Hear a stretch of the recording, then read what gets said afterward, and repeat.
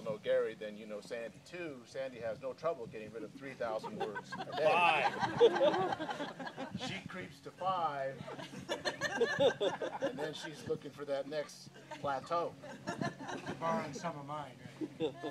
The fishing trip is what I'm talking about.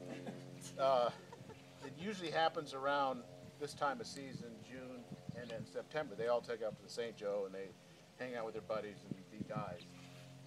And this one particular morning, I would show up around 7 o'clock, and Sandy was always there like at 3 o'clock, and already on the phone with people. But this morning, she wasn't on the phone. Gary had left early, and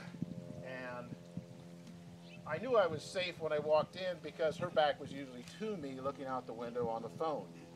And I would creep in and we'd say our good mornings and that would be it. Well, on this particular morning, she was turning around facing the door, waiting for somebody to come in. Enter me. And as soon as I entered and I saw that I was locked in, I knew I was in trouble. I would have left, but I was supposed to be at work. So I kept my head down, and she had this posture about, she was leaning forward in the chair, she had her hands like this, just waiting for me to look at her. So, and she started lobbing the softballs at me, saying, good morning, how was your day, how was yesterday, how's your wife, how's the dog? Really easy stuff. And I was trying to find my way to the desk, and I threw things at her like Friday, 2, green, purple, whatever I could say, just to keep it going, but don't make eye contact, because once you do, you are toast. Remember, this is Gary's fishing story that I'm telling you about. So, when are we getting to the fishing? Yeah. Yeah, you're about out of your 1,000 words. I haven't said a word all day long. This is my chance to get those 1,000. Oh, Lord. So, I can't say bantering because it was a one-sided assault. It's probably the best word I could think of. And then comes Stephanie. Now, Stephanie's been with Sandy as friends for a long period of time. And Stephanie comes in and she's all bright, chipper, and happy and smiling. And I get dismissed. Boom. Sandy and Stephanie lock horns and they're going at it.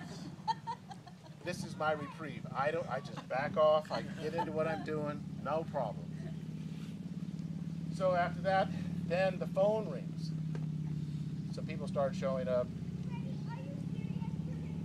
And it's Gary. And she goes, hi, honey. Haven't seen you in a long... You just left a couple hours ago. I hate newlyweds. I do. Because it's like, what do you have to talk about? It was just an hour ago.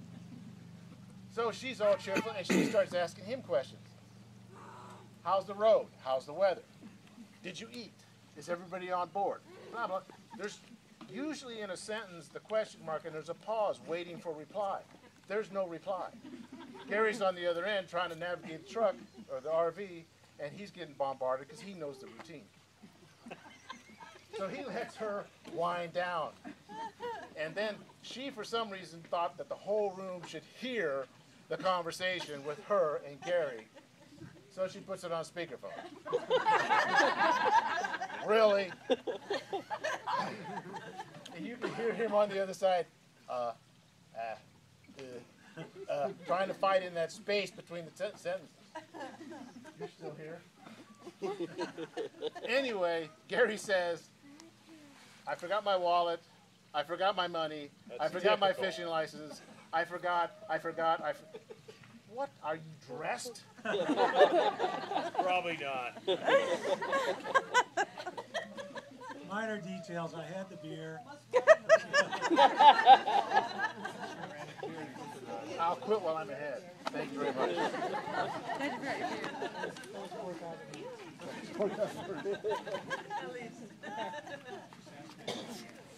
Excellent work. See, I could be a stand-up comedian. Right. That was a really long You want to know why you can be a stand-up comedian? short